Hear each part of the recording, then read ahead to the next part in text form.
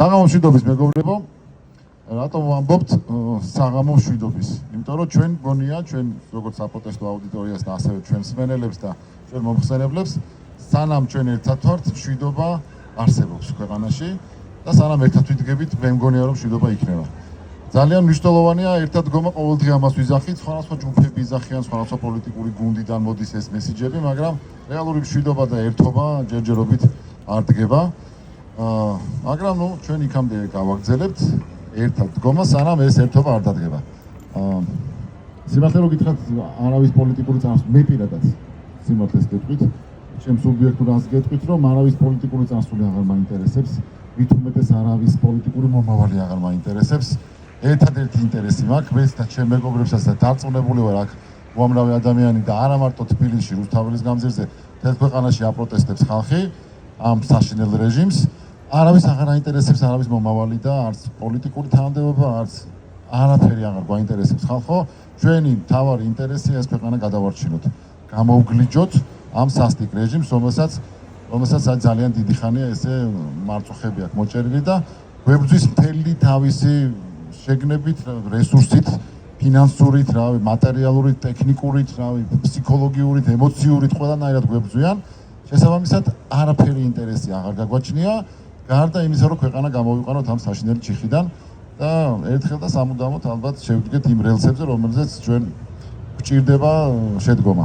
და ჩვენ კიდე ერთხელ ხმამაღლა ვიტყვით, რომ ცოდნა და შეიარაღება, რომელიც ჩვენ ხელშია, ცოდნის გარდა ძალიან ცოტა მოგვეპოვება. შესაბამისად, ჩვენს გავაგრძელებთ ბატონ გიორგისთან ერთად, უკვე მეორე ლექციაა, როგორც იქნება ბატონ გიორგისთან ერთად.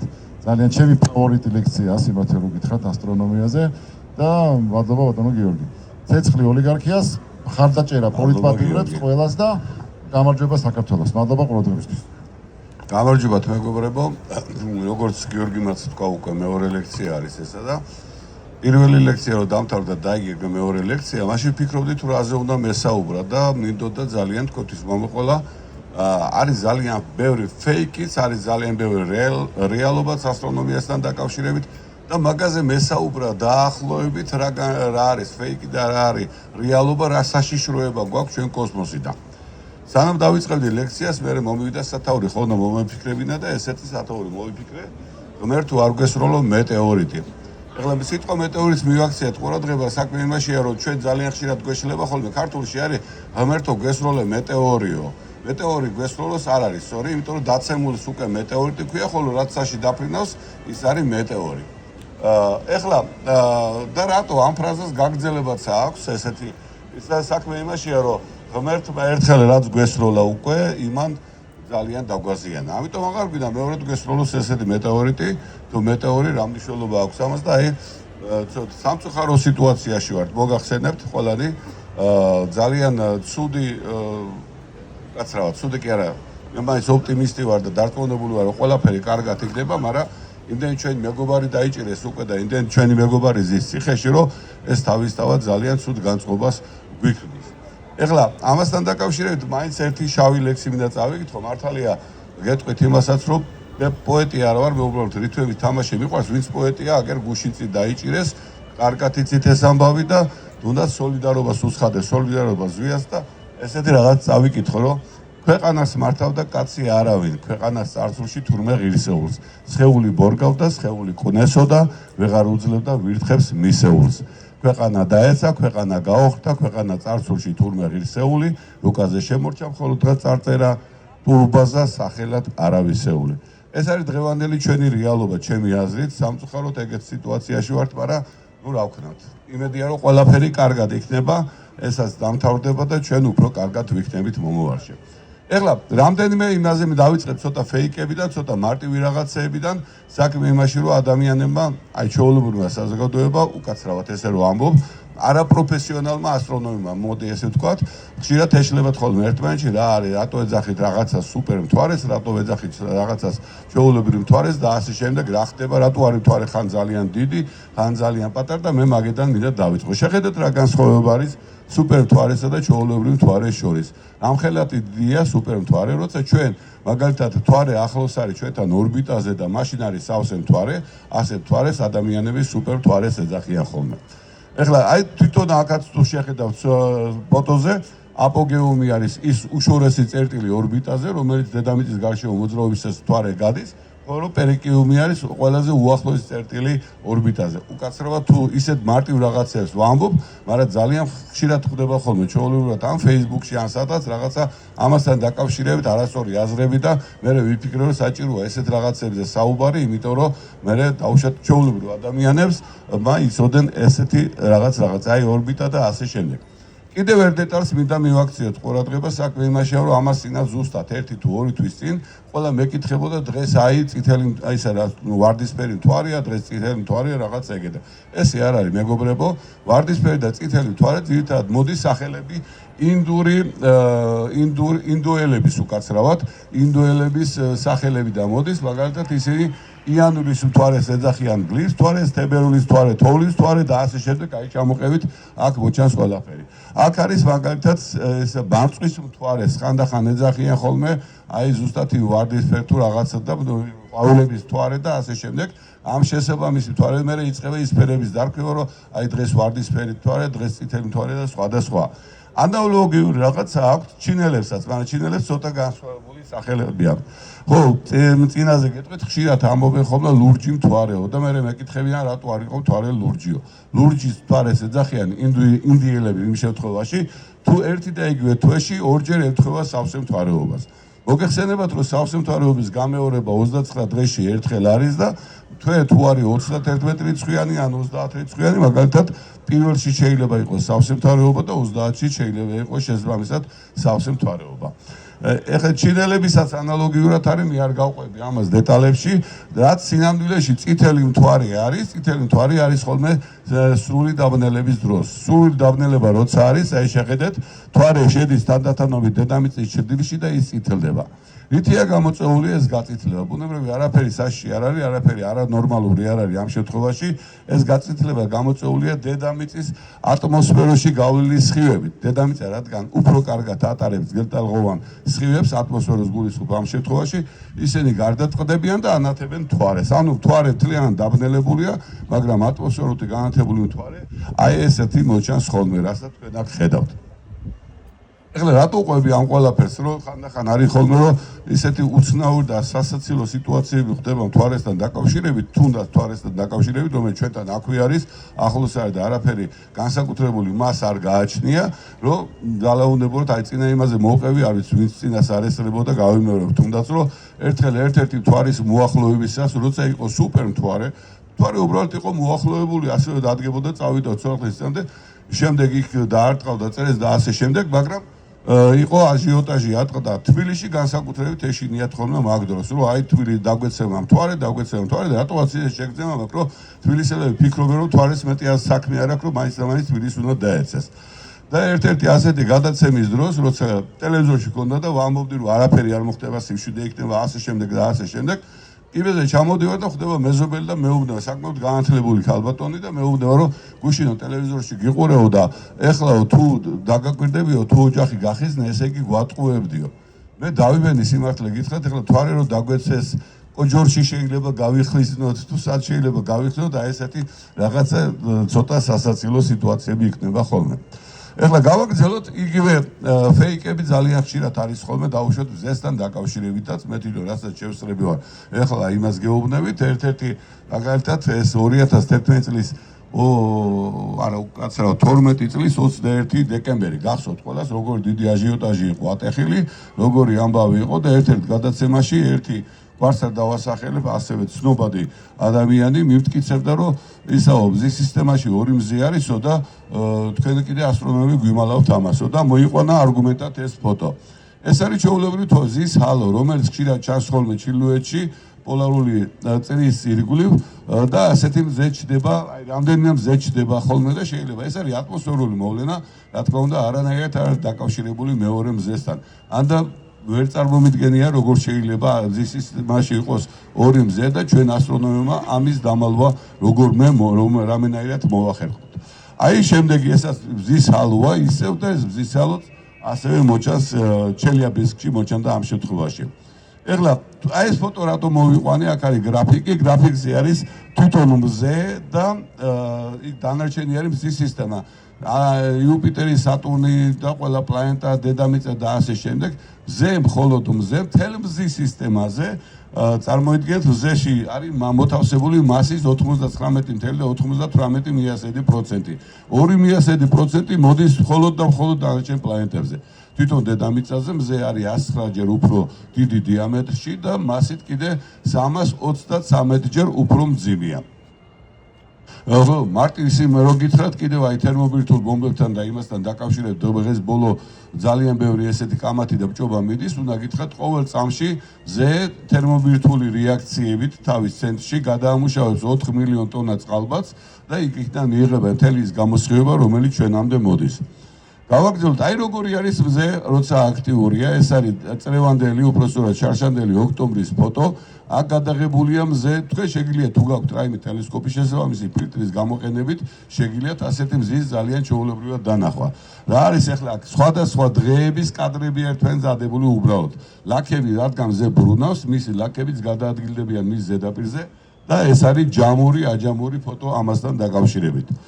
საერთო ჯამში მე მინდოდა ცოტა მელაპარაკა მზის აქტიობასთან დაკავშირებითაც. საქმე იმაშია, რომ ასტრონომებს აქვს თავიანთი რაღაც კლასიფიკაცია, რომ რა საშიშროები შეიძლება მოდიოდეს კოსმოსიდან და პირველ საშიშროებად მაინც ასახელებენ ხოლმე მზის აქტიობას.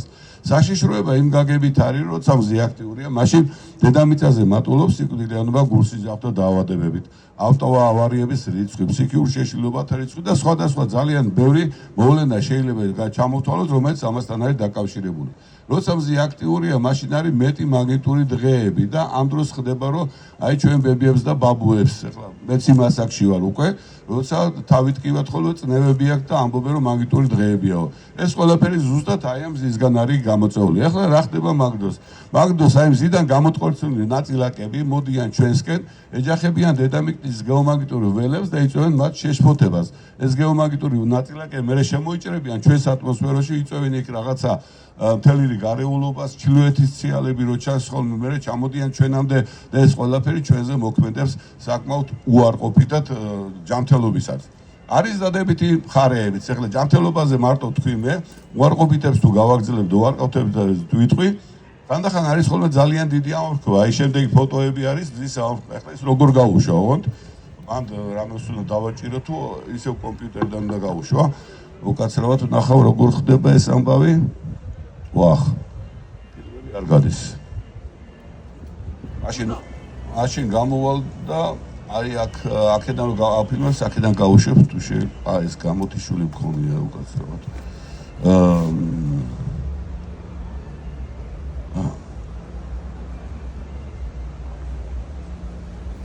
ჩანს თუ ისევ გავზარდო ეკრანი, როგორ გირჩევნიათ?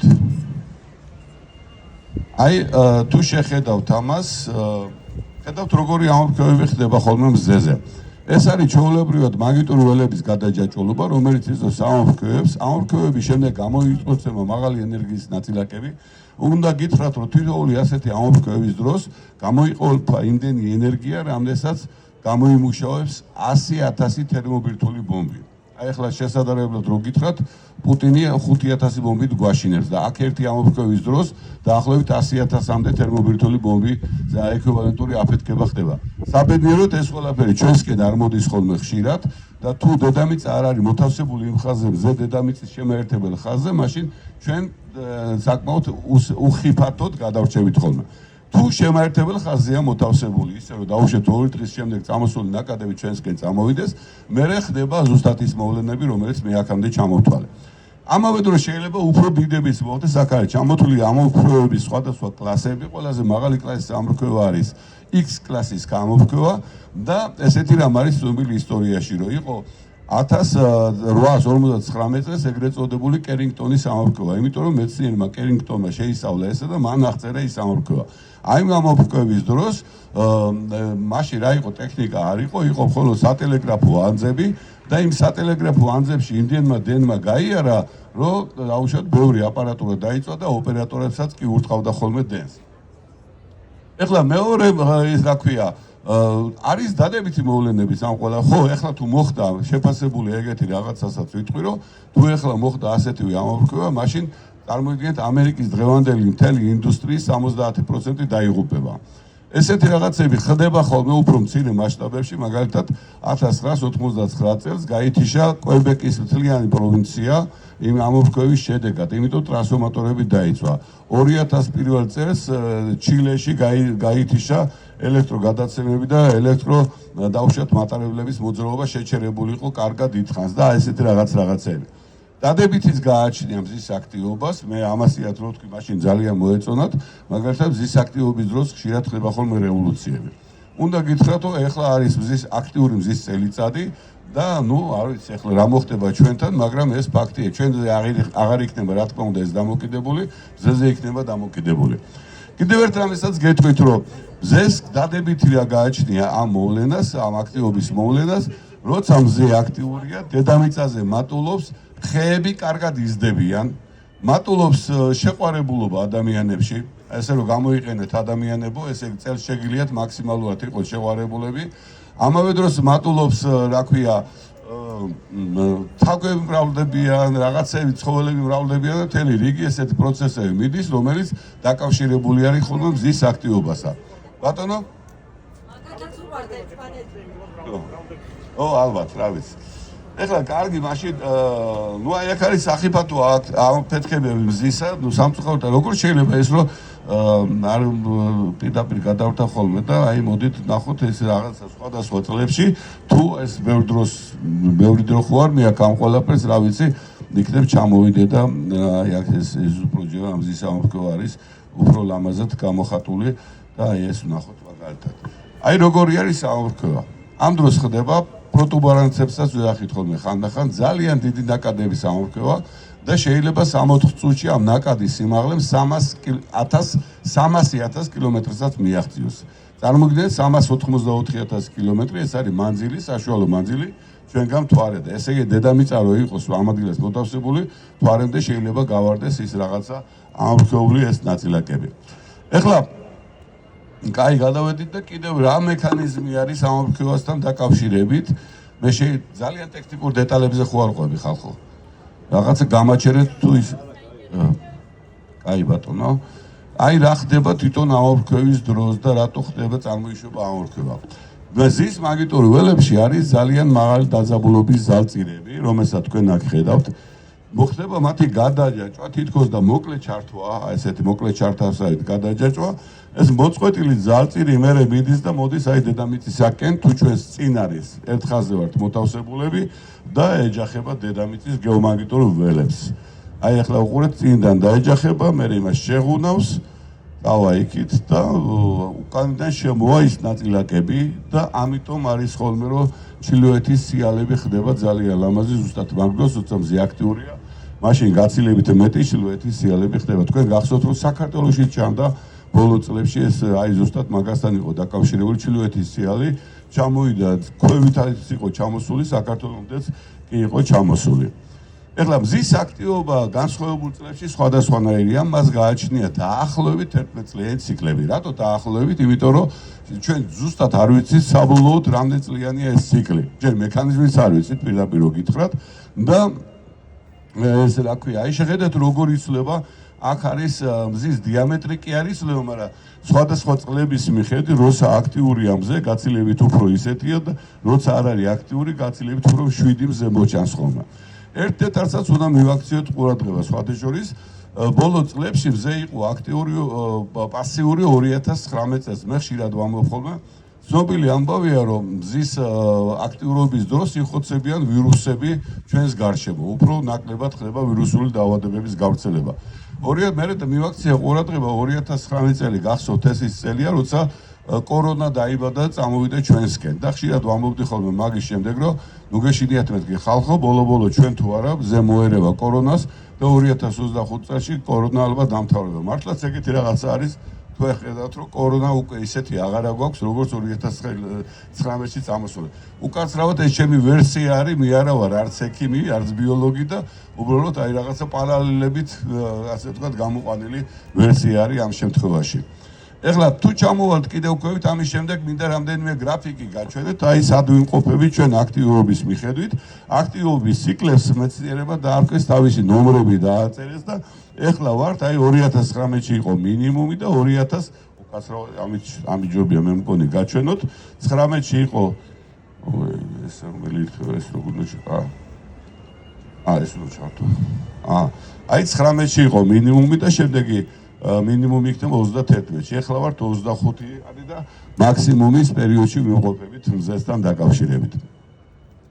შეიძლება ეხლა რახან მე სახიფათოებაზე ვლაპარაკო კოსმოსი და რა ხიფათები გვემუქრება და ასე შემდეგ და ასე შემდეგ შეიძლება დღეს ვიფიქრე რომ შეიძლება შევიტანოთ ხიფათებშიც ასევე ჩვენი დედამიწის არასწორი ბრუნვები და სხვადასხვა ესეთ პერიოდები. ყველამ კარგად ვიცით ისტორიიდან რომ ჩვენი წინაპრები გამყინვარების პერიოდში აი სქელი ტულუპებით რომ ახსენდება ხოლმე სქელი ტულუპებში ჩაცმულები იყვნენ დაახლოებით 10000 წლის წინ და იყო გამყინვარების პერიოდი. რატო ხდება ეს გამყინვარების პერიოდი?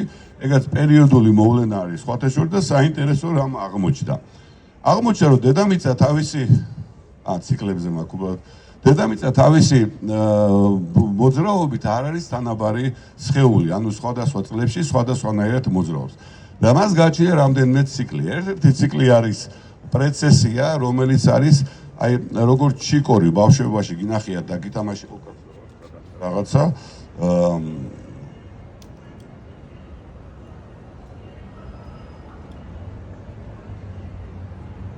ითამაშიათ ალბათ ყველას, როცა ჩიკორს დააბზრიალებ, ჩიკორის თავის ბრუნვის ღერს ყოველთვის ინარჩუნებს ხოლმე, დახრილობას ინარჩუნებს უпроსტად, მაგრამ ესეთ რაღაც უცნაურ მოძრაობას ააკეთებს, ტრიალებს რაღაცის გარშემო.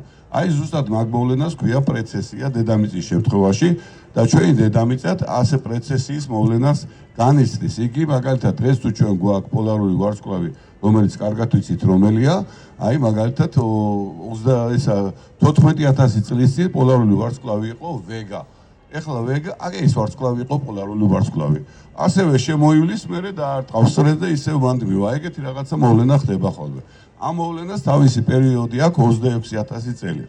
გარდა ამისა, დედამიწას გააჩნია სხვა პერიოდული ცვლილებებიც, მაგალითად ერთ-ერთი არის ჩვენი მოგეხსენებათ რომ მოძრაობთ ელიფსურ ორბიტაზე და ეს ელიფსური ორბიტის ექსცენტრიციტეტი, ანუ ჩვეულებრივი გაგებით რომ თქვა გაჭიმულობა იცვლება სხვადასხვა პერიოდების მიხედვით. ეს პერიოდები ეს ინტერვალი არის აი 0.34 და 0.058-მდე. ეხლა ვართ სადღაც შუაში რო იცოდეთ და ესეთი.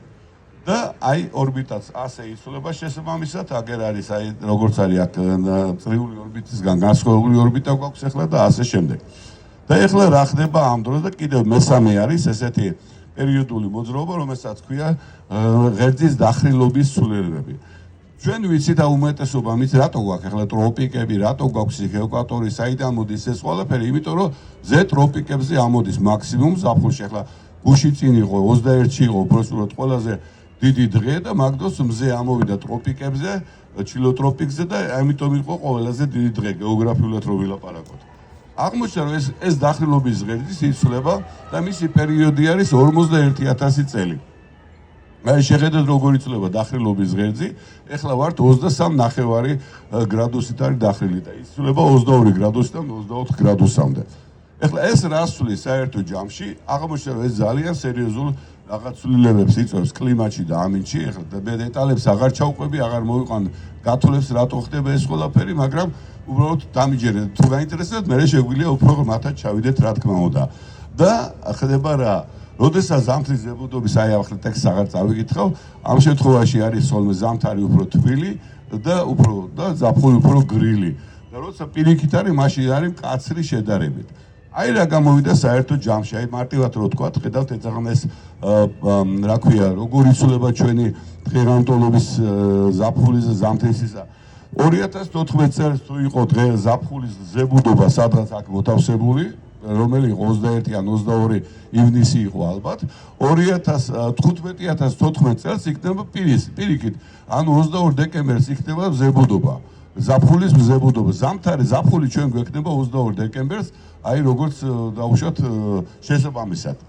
ეხლა ამან რა გამოიწვია და ეს რას იწვევს? იწვევს იმას, რომ თუ ამ გრაფიკებს დახედავთ, აი ამ გრაფიკებზე ბოლო გრაფიკს ვნახავთ, თეთრი სადაც არის, ეს არის კარგი ამინდები და ლურჯი სადაც არის, ეს არის გამყინვარება. დედამიწა უმეტეს შემთხვევაში იმყოფებოდა გამყინვარებაში და მხოლოდ კარგი ამინდები გვაქვს რაღაც პატარ-პატარა ინტერვალებით, დაახლოებით 20,000 წლიანი ინტერვალებით. ჩვენ ახლა უნდა გითხრათ, რომ ვიმყოფებით, ასე ვთქვათ, კარგ ამინდებში, თბილ ინტერვალში ვიმყოფებით და ჩვენგან უკან 10,000 წელი და წინ მომავალში 10,000 წელი კიდევ გვექნება ასეთივე ამინდი და აი მე ისევ დაიწყება გამყინვარება. ამიტომ ჯობია მოვემზადოთ იმ 10,000 წლის შემდეგ რა გამყინვარება დაიწყება, იმის შევეგუოთ აქედანო და ასე შემდეგ. აქ ერთი საინტერესო დეტალიც არის, მე რადგან საფრთხეებზე და რაღაცებზე ვლაპარაკობ, შეიძლება თქვა, ბევრი ლაპარაკობს, აი პლანეტა ნიბირუ მოვიდა, პლანეტა ეს მოვიდა, რაღაც პლანეტა X-ი დაგვეჯახება, პლანეტა არაფერი არ დაგვეჯახება, მერწმუნეთ, არაფერი ისე საშინელება არ მოხდება. უბრალოდ შეიძლება ერთი დეტალი აღვნიშნოთ, რომ აი ზუსტად ბოლო დროს ზაზამიც ეს ბოლო დროს რაღაც სამუშაოები გავაკეთე და იმ სამუშაოებიდან ჩანს, რომ შეიძლება მართლა ყავს ჩვენ ეს პლანეტა ნიბირუ, ან და X-ი, როგორც გინდა X-ი დავარქვათ, როცა აღმოაჩენენ, მე ალბათ დაარქმევენ კიდეც და აი ეს პერიოდული მოძრაობები ზუსტად მაგის დამახასიათებელია. ანუ იმ პლანეტის გავლენით ხდება ეს დამახასიათებელი და მისი პერიოდი გამოდის სადღაც 100,000 წელი, მანძილი მზიდან გამოდის სადღაც 2100 ასტრონომიული ერთეული. ანუ 2100 იმდენივე მანძილი, რაც მზიდან ჩვენამდე მანძილი არის. ეხლა აი ეს ნიბირუსთან დაკავშირებით. გადავიდეთ შემდეგ საფრთხეზე. შემდეგი საფრთხე შეიძლება ჩავთვალოთ მეტეორული საფრთხე, რომელიც ასტეროიდების დაცემა, მეტეორების დაცემა და ასე შემდეგ.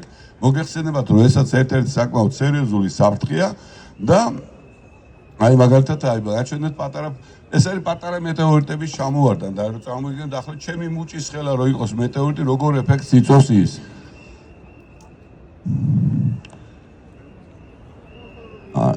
გაუშვოთ ეს ფილმი ახლა.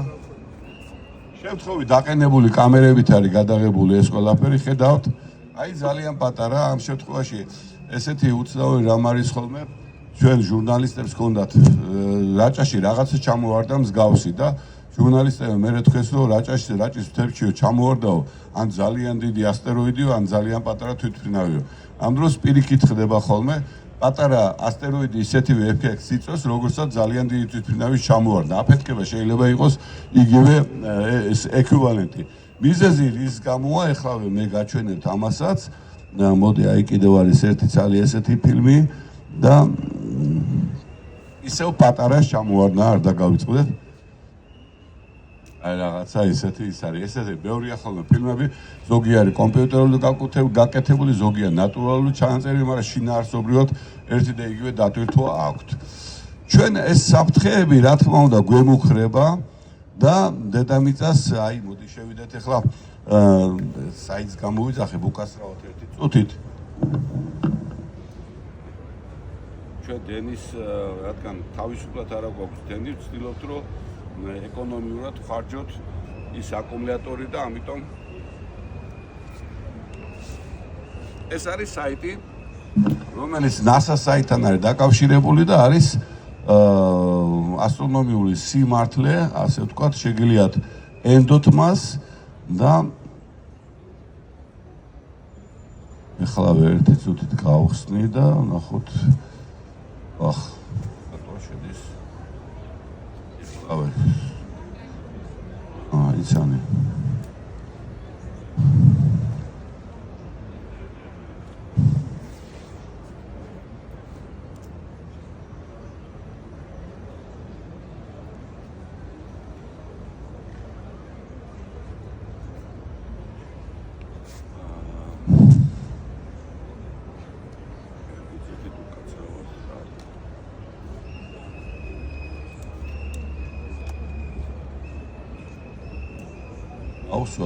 მაუს ხედავ ან ვერ არის მაუსი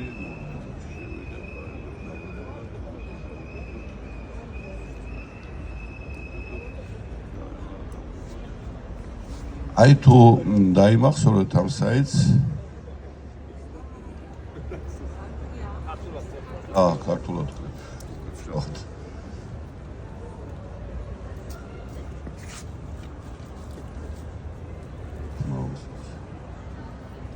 მე თვალებში მირტყავ შოქი პირდაპირ კონტრასტში და ამიტომ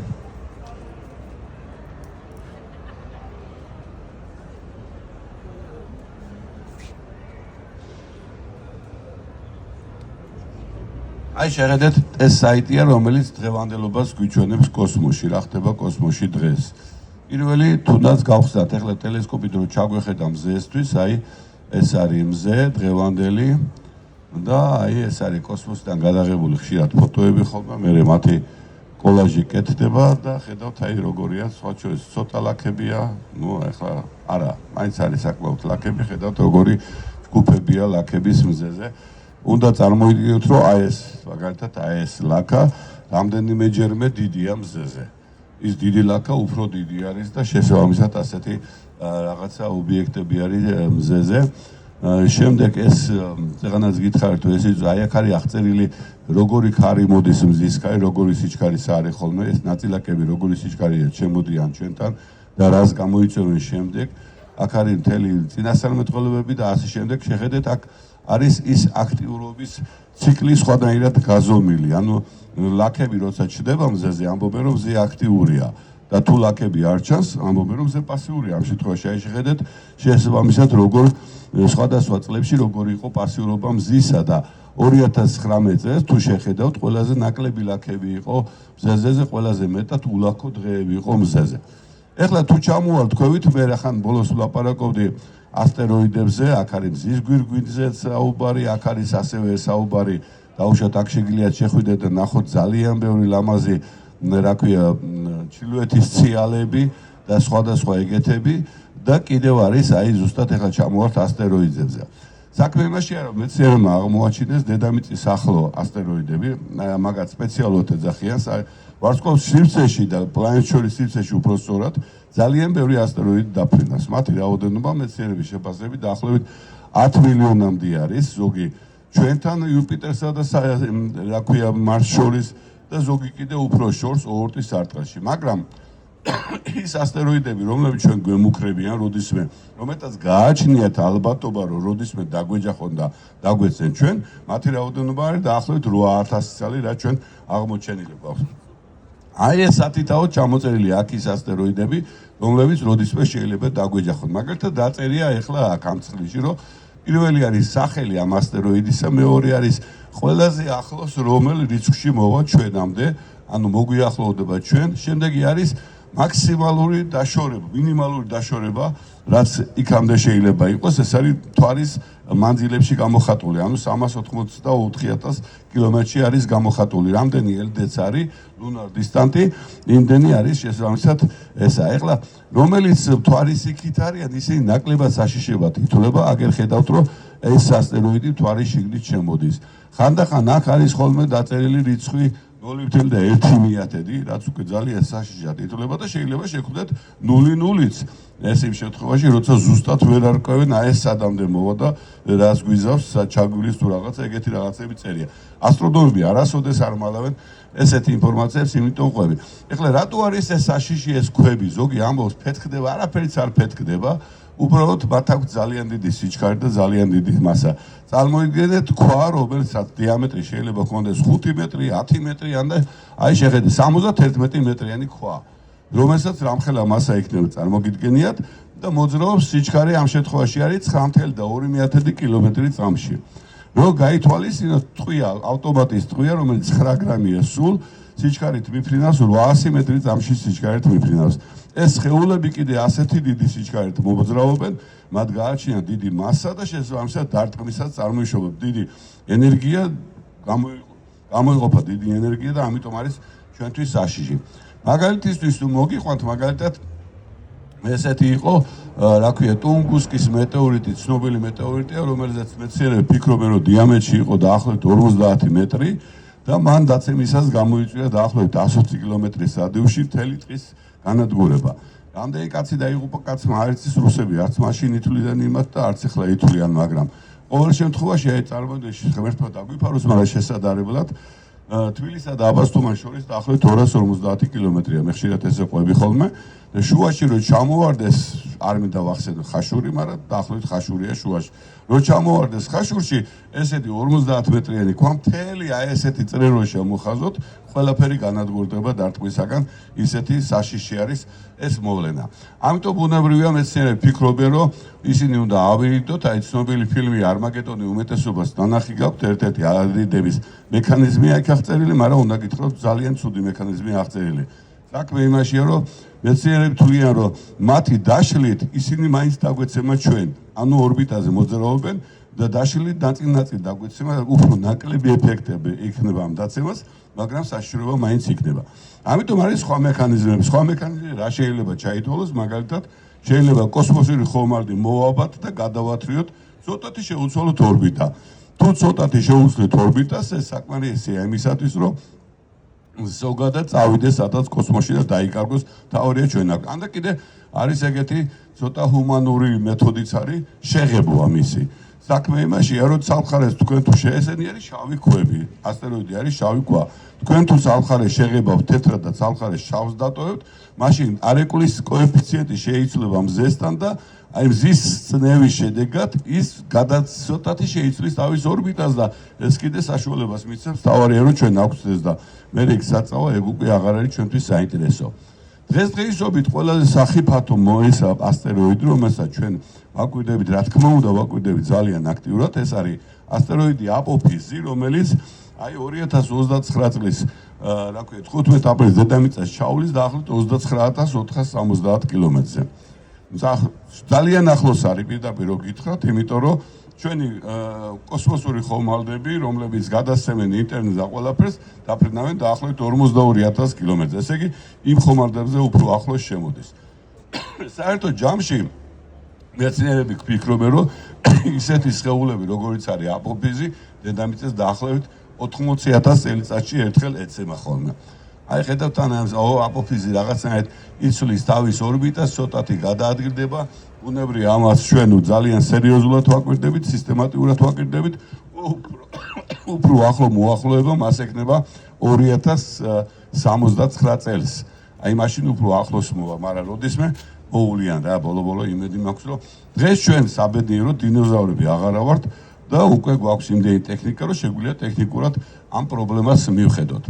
ეხლა აი აღმოჩენილი აქ აღწერილია თვითონ აპოფიზთან დაკავშირებით 29-ში მოგვიახლოვდება, 36-ში მოგვიახლოვდება, უნდა გითხრათ, რომ აპოფიზი მოგვიახლოვდა 2014-შიც, მაგრამ თბილისის ქართველებს გვახასიათებს ერთი უცნაური თვისება. როგორც კი პოლიტიკური ცხოვრება ჩაწყნარებულია თბილისში, მაშინვე გამორბიან ხოლმე და ასტრონომებს გვეკითხებიან, რამე ახალი ხო არ ხდებაო და თუ პოლიტიკური ცხოვრება აქტიურია, მაშინ აღარ ახსოვთ ასტრონომია. აი 2014 წელშიც იგივე ხდებოდა, რომ არ ახსოვდათ ასტრონომია, ეგეთი სიტუაცია იყო. და ნუ ჩაგვილის აქ რაღაცა და ეგეთი რაღაცებია აღწერილი.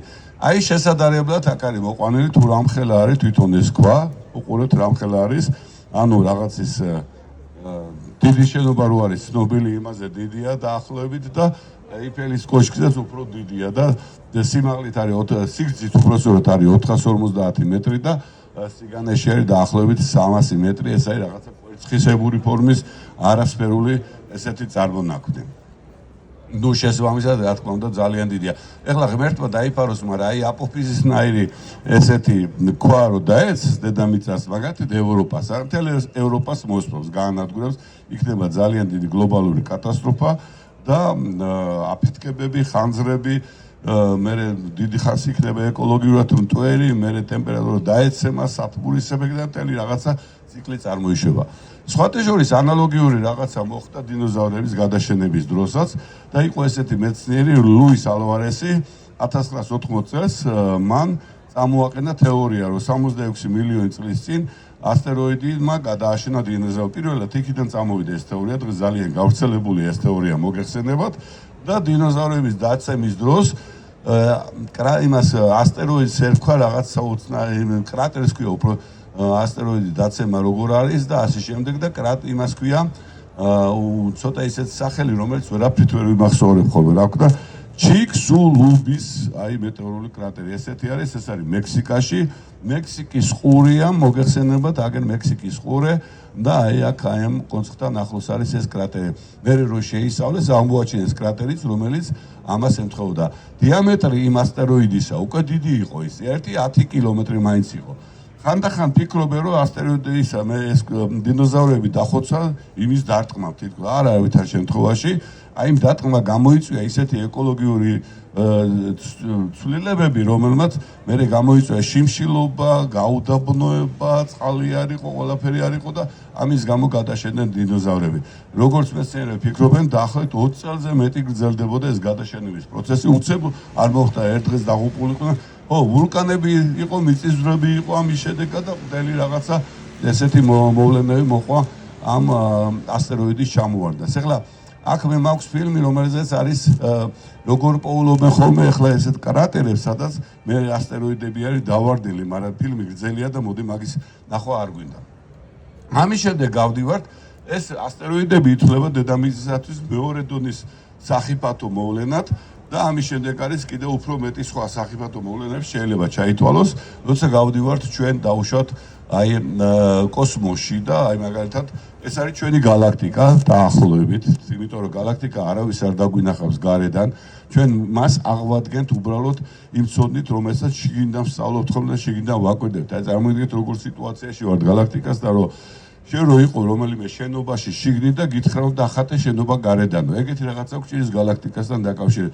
ჩვენ ვართ შიგნით, ჩვენ ირმის ნახტომში, რაღაც ესეთი ფორმისაა დაახლოებით ზემოთავსებულია, სადაც აქა ხედავთ პერიფერიების პროვინციალები ვართ გალაქტიკური მასშტაბებით და რა ქვია, ეს კარგიც არის, იმიტომ რომ ჰაერი ანუ გარემო ჩვენთან კარგია, ჩვენ რო ცენტრში გვეცხოვრა, ვერასოდეს ვერ გავჩნდებოდით იცოდეთ, იმიტომ რომ ნივთიერება რომელიც ცენტრში არის ის არ არის საკმარისი ჩვენს ჩამოსაყალიბებლად სიცოცხლის გასაჩენთან და პლანეტების ის ძირითადად წყალბადი და ჰელიუმია.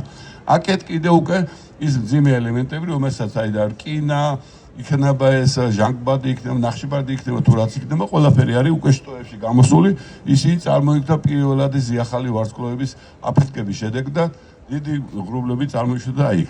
ეხლა ისევ იმაში უკაცრავად ეს უმავიწყდება, რომ ცოტა ფეიკებზე უნდა ვილაპარაკო ხოლმე და არასწორი რაღაცებზე ვილაპარაკო. სამწუხაროდ ჩვენთან ძალიან გავრცელებულია მრავალი უაზრო აზრი, რომელიც ტელევიზორში გამოდის ხოლმე, ტელევიზორში ისმის. მაგალითად, ისევ იმას თუ მოვიყვანთ 2012 წლის 21 დეკემბერს ბოლოს ერთ-ერთმა ისევე ცნობადმა განაცხადა, რომ აი არჯერა თუ ამისი რომ მეორე მოსვლა იქნება და ნახეთო ხვალეო 21 დეკემბერსო დედამიწაო ერთ რამდენიმე საათითო დაჯდებაო პირდაპირ ხაზზე გალაქტიკის ცენტრთან შემაერთებელ ხაზეო. ვინც ელემენტარული გეომეტრია იცის, ალბათ დამეთანხმება, რომ შეუძლებელია დედამიწა როდისმე არ იყოს ამ შემაერთებელ ხაზზე, იმიტომ ნებისმიერ წერტილთან, სადაც დედამიწა შეიძლება იყოს, იქიდან შეიძლება პირდაპირ ხაზი გავლოთ გალაქტიკის ცენტრთან, მაგრამ ეს მაღალი ლაპარაკი და უაზრო ლაპარაკი სამწუხაროდ გვჩვევია ხოლმე. ეხლა თვითონ გალაქტიკაში კიდევ ერთი არის ესეთი ფეიკი, ადრე გამოვიდა რაღაცა, რომ აი ჩვენ თურმე ასტრონომები გიმალავთ თქვენ, რომ გეუბნებით, რომ ჩვენი პლანეტები მოძრაობენ რაღაცა ორბიტაზე და სინამდვილეში პლანეტები სხვანაირად მოძრაობენ. გავრცელდა ფილმი, რომელზეც სხვა შორის რუსების შემოგდებული იყო ეს ინფორმაცია და შეხედეთ რაზეა ლაპარაკი. ეხლა როცა ჩვენ ვამბობთ, რომ ჩვენ მოძრაობთ ელიფსურ ორბიტებზე და კეპლერის კანონები და ასე შემდეგ, ბუნებრივია სულაც არ გულისხმობთ, რომ უნდა ვილაპარაკოთ მაშინ სტუდენტებს მაგალითად ჯერ ვასწავლით კეპლერის კანონებს და შემდეგ ვასწავლით მზის მოძრაობას. მზე თავისთავად მოძრაობს ჩვენი გალაქტიკის ცენტრის გარშემო და ამ შემოვლას ამბობენ დაახლოებით 250 მილიონი წელიწადს. ანუ მზე გალაქტიკურ წლებში თუ დავითვლით, სულ არის ახან არის დაახლოებით 5 მილიარდი წლის, თქვათ რომ 5 მილიარდი წლისა, ესე იგი გალაქტიკური იმით არის დაახლოებით 20 წლის, 20 გალაქტიკური წლისა. სხვაშორის აი ამ ფილმში არის მოყვანილიო სხვადასხვა გალაქტიკური წლებით რა პროცესები მიდიოდა დედამიწაზე. აქ ითვლება ესეთი რაღაცას, რომ თუ ამბობენ რომ მზე არის 5 მილიარდი წლის, მაშინ ამბობენ რომ დაუშვათ პლანეტური სისტემა წარმოიშვა 300 მილიონი წლის შემდეგ. და თუ ვიტყვით რომ მზე არის 4.6 მილიარდი წლის, მაშინ შესაბამისად პლანეტური სისტემაც 300 მილიონი წლის დაგვიანებით არის წარმოშობილი და აქ არის ჩამოთვლილი სხვადასხვა დროს, სხვადასხვა გალაქტიკური მასში მოძრაობისას რა ხდებოდა დედამიწაზე. ბუნებრივია ადამიანი როცა წარმოიშვა, ანუ მილიონი წლის წინ, ეს არის ძალიან მცირე მომენტი ყველაფერი აი ამ მასშტაბებთან შედარებით. ეხლა მოდი ძელია და დავადებოთ თავი და გადავიდეთ ძალიან არ დაგაგვიანოთ და მოკლედ აბაზია ეს ფილმი და ერთ რაღაცასაც გეტყვით ბოლო საინტერესო თეორიებიდან. ეს არის ვარსკვლავს შორის მტვრის ღრუბელიო. ბოლო დროს მეცნიერებმა აღმოაჩინეს, რომ მზე არათანაბრად მოძრაობს galaktikis სიბრტყეში კი არ მოძრაობს galaktikis გარშემო, მოძრაობს აი ესეთ რაღაცა ორბიტაზე. ადის, ჩადის. ამასვლა ჩასვლაზე იგი გადაკვეთს ხოლმე galaktikis სიბრტყეს. galaktikis სიბრტყეს როცა გადაკვეთს, მზის სისტემაში შემოიხვეტება, ასე ვთქვათ, აი ეს მკვრივი ღრუბლები. შედარებით მკვრივი, ახლა ვთქვათ, ისეთი მკვრივი კი არ არის, რომ კედლის თავით ვეჯახებთ, ეგეთი რაღაც არ არის. ეს იწვევს რაღაცა ეკოლოგიურ ცვლილებებს და მაგალითად დაფიქსირებულია სხვადასხვა პერიოდულობის მასშტაბური განადგურება ის სიცოცხლისა დედამიწაზე, მაგალითად ერთ-ერთი ასეთ პერიოდი არის 26 მილიონი წელიწადი. უფრო დიდი განადგურებებია სხვა შორის 250 და 500 მილიონი წლიანი პერიოდებიც არის და ბევრი მეცნიერი აი ამ მოვლენას აბრალებს ზუსტად აი ესეთ გადაშენებებს, რომ ჩვენ გავდივართ ამ დროს მკვრივ ღრუბლებს, galaktikურ ღრუბლებს, რომლებიც ატმოსფეროში იწვევენ შესაბამის ცვლილებებს. შემდეგ აი გადავიდეთ ახლა ამასაც და აქ რა გვაქვს ხო ახლა კიდევ შემდეგი საფრთხე რომ ნახოთ შემდეგ საფრთხე იძლება ხოლმე თუ ღმერთმა არ აქნას და ჩვენს გვერდით სადმე ახლოს აფეთქდა ზიახალი ვარსკვლავი. ზიახალი ვარსკვლავი ეს არის როგორ გითხრათ ძალიან დიდი მასშტაბის ენერგეტიკული პროცესი. მაგალითად galaktikაში ჩვენ galaktikაში არის 200 მილიარდი ვარსკვლავი, 200 მილიარდი მზე წარმოიდგინეთ, მზეზე დიდი ბევრი და მზეზე პატარა კიდევ ბევრი.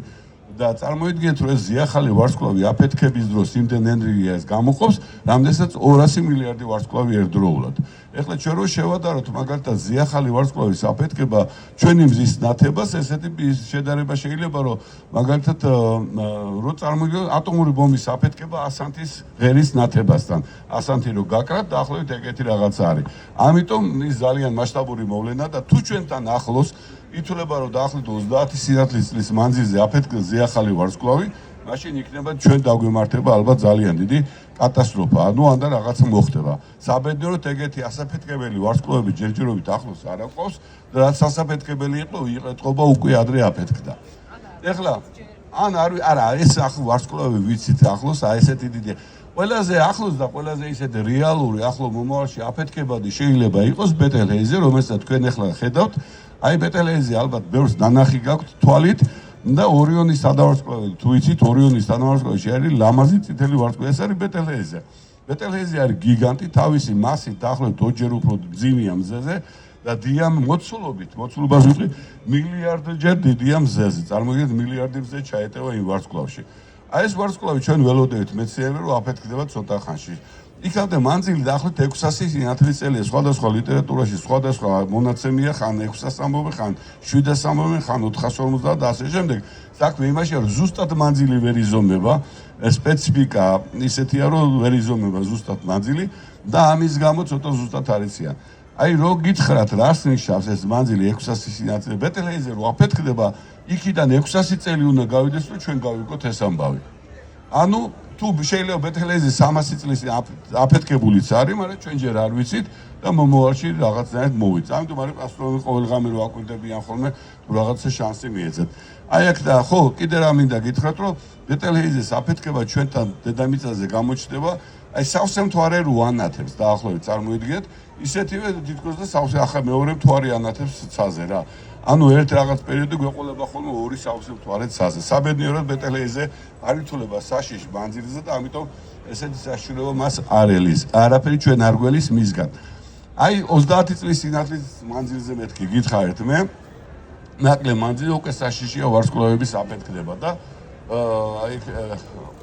აი 420 სინათლის წლის მანძილზე აღმოჩენილია 20 ანთება 11 მილიონი წლის განმავლობაში, რომელიც აღმოჩენილია როგორ საინტერესო რა არის, რომ რკინას 60-ის იზოტოპის საშუალებით. სხვანაირად რკინას 60 თქვენ ვერანაირად ვერ მიიღებთ, თუ არა ზიახალი ვარსკვლავის აფეთქება და ამიტომ არის, რომ აი მაგით არის აღარ და ოკეანის ფსკერზე პოულობენ ხოლმე ამ რკინას 60 და მაგით მიხვდე, რომ ჩვენთან ახლოსაც რაღაცა ესეთი ზიახალი ვარსკვლავები აფეთქებულა ოდესღაც. ეხლა მე ნენელა გავდივარ ბოლოსაკენ და დიადათ რო არ შეგაწყინოთ სიმულაცია როგორია ზიახალი ვარსკვლავის, ეს ფრიად უნიკალური უცნაური პროცესია. ჯერეთი ზია ვარსკვლავი ზიახლა და ხშირად კითხულობენ რომ ზია აფეთქდება თუ არა. ზია არავითარ შემთხვევაში არ აფეთქდება, იმიტომ რომ ზია არ არის ისეთი მძიმე ვარსკვლავი. ვარსკვლავი იმისათვის რომ აფეთქდეს, უნდა იყოს ძალიან მძიმე. როცა მზე გამოლევს თავის თერმობირთულ საწვავს, ანუ წყალბადს, ეხლა გითხარით ყოველ წამში დაახლოებით 4 მილიონ ტონას ასხივებს მეთქი, რა ქვია, გამოსხივების სახით მზე. როცა და მთელი არსებობის განმავლობაში მზეს დახარჯული აქვს 1 დედამიწის მასა, მეტი კი არა. და წარმოიდგინე ამ 5 მილიარდში 1 დედამიწა აქვს დახარჯული. მზე იცხოვრობს დაახლოებით კიდევ 1-4 მილიარდი წელიწადი და შემდეგ იგი გამოლევს თავის იმას, მე ნენელა გაიბერება, მე დაიჩუტება, იქნება ყავისფერი ჯუჯა და რაღაც საცოტაობა იქნება. უკასრავად მზესთან ესეც ჩვენ 4 მილიარდი წლის მერე იქნება ეგ ამბავი, ხო? ეხლა რაც შეეხება მზე რო ყოფილიყო დაუშვათ 10 მზის მასის ვარსკვლავი. მაშინ ზუსტად აი ეს მოხდებოდა, რა თქვენ დაინახეთ, ანუ წყალბადის გამოლევის შემდეგ ჩაირთვებოდა ჰელიუმის ქვაბი უკვე. წყალბადის ქვაბს ჭირდება 15 მილიონი გრადუსი, ჰელიუმის ქვაბს ჭირდება 300 მილიონი გრადუსი. ამიტომ მზე 300 მილიონ გრადუსამდე ვერ გაცხელდება ვერასოდეს და მასიური ვარსკვლავები 300 მილიონ გრადუსამდე ცხელდებიან. და იწყება ჰელიუმის პროცესი, მერე ადის ის პროცესი რკინამდე, მერე როცა ყველაფერი ესე გამოიწვება და ესეთი რაღაცა მოხდება, ვარსკვლავი გაიბერება, მერე დაეცემა საკუთარ თავს და იქიდან წარმოიშობა შავი ხვრელები, იქიდან წარმოიშობა ნეიტრონული ვარსკვლავები, იმის და მიხედვით თუ ნარჩენი მასა როგორია და კიდე მოხდება ის აფეთქებაც, რაც რან გითხარით, მოისვრის გარს, ძალიან კაკაშკაშ და მთელი რაღაცებს დაატრიალებს თავის გარშემოვლით. თუ ახლოს რამე აქვს, მაშინ ისინი არიან საცოდავები. და ბოლოს ახლა მინდა მივიდე ერთი მოვლენა კიდევ ძალიან საინტერესო და სახიფათო ჩვენთვის ეს არის გამა ანთება. გამა ანთება დღეს ყველაზე უფრო კაშკაშა მოვლენა თითოლება საერთო ჯამში, რაც ჩვენ ასტრონომიაში გვხდება. სიმართლე გითხრათ, ბოლომდე მექანიზმი არ ეციან.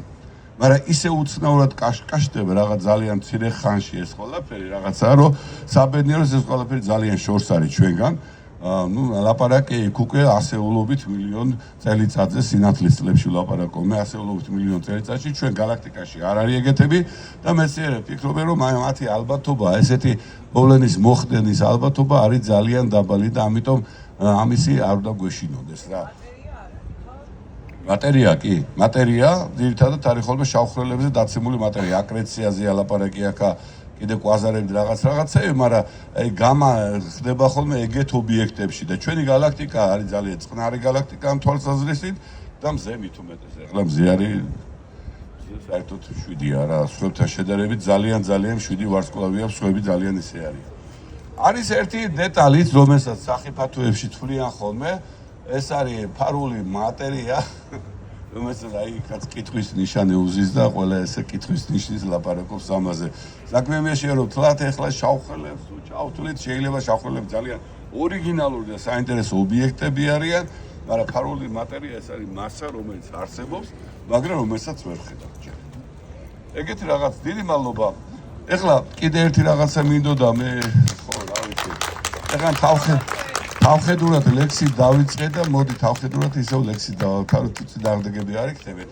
პირველი ლექსი რომელიც მე წავიკითხე არ იყო ძალიან დამთრგუნველი, ვიცი ეს ამბავი. მოდი ახლა წავიკითხავ ლექსს რომელიც არის იუმორისტული. იმედია ხოცად არ ჩამთვლით ამის მერე ოღონდ აი ამ ლექსის მერე.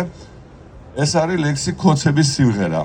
რატო დავწერე ახლა ეს ლექსი? ეს საქმე იმაშია რომ რა ქვია რამდენჯერმე წავიკითხე ქოცების დაწერილი ლექსი ბიძინაზე და მეთქი ასეთი ნიჭოები არიან კაცო ნორმალური ლექსიც ვერ დაუწერიათ რა ხდება და მე დაჟე ფიქრობდი კონკურსი ხო არ გავაკეთოთ მეთქი ლექსებისა ბოლოში ჩამოიყვანე ბოლოში ვარ მისული უკვე კონკურსი ხო არ გავაკეთოთ მეთქი ლექსებისა და ესეთი ლექსი დავწერე დაშვებით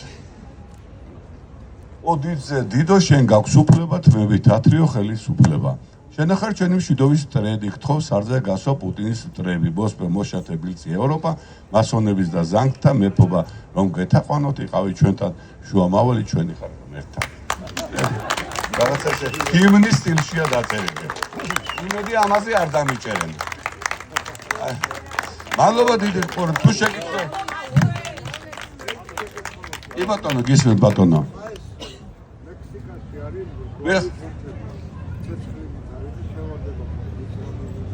თქვენ იმას ხო არ ამბობთ ელვაზე ხო არ ამბობთ მარტო მექსიკაში არის ეგ მთელ დედამიწაზე არის მაგას ქვია სფერული ელვა ეგ არის უფრო ატმოსფერული მოვლენა. ასტრონომებს არ ეკუთვნის, მაგრამ უნდა გითხრათ, აი იქაც არ იციან რა მოვლენა.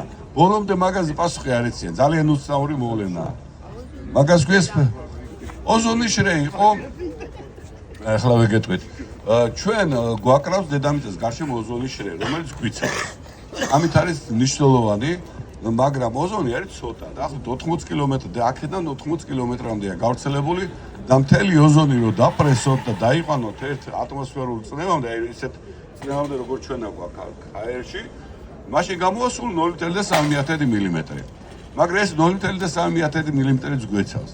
აი სადაც ოზონი შეთხელებული იყო, იქ იყო საშიშროება და იმ ადგილს ეძახიან ოზონის ხვრელებს. იქ იყო დაახლოებით პირველადი სისქის 20% დასული. ეს იყო, მაგრამ საინტერესო დეტალია, იცი რომ ეს იყო ძირითადად მაგნიტური პოლუსების თავზე, ანტარქტიდის თავზე და ეგეთ ადგილებში, სადაც წარმოება ნაკლები იყო. მერე ოზონის ეს ჩვენ ვსწავლობთ მაგ მოვლენასაც იქ ობსერვატორიაში. ოზონის ეს იცვლება, ხან მატულობს, ხან კლებულობს და ეგეთი რაღაცაა და ადამიანები უბრალოდ უნდა გაუფრთხილდნენ ზედმეტად ოზონის დანგრევას. ამიტომ იყო ეს ფრეონი, ისინი მაცევრები რო ამოიღეს, თვითმფრინავებზე შეზღუდვეს და რაღაცები ხდებოდა. ჩვენ თუ ხელს არ ვახლებთ, კარგად იქნება თავის. ეს არ არის თვითმფრინავი რო დაფრინავს და ეს მოიხლიჩება. ანუ რეგენერაცია. რეგენერაცია ხდება და ხანდახან საწინააღმდეგოც ხდება ხოლმე ქალბატონო. მაგალითად ცნობილი ვარ თბილისში ოზონი უფრო მეტია ვიდრე ნორმაა. და მიზეზი არის რა, მანქანები რო დადიან და ის ნაპერწკლები რო არის დინამო მოტორიდან ყველანაირი ელექტრონაპერწკალი იწვევს ოზონის წარმოშობას.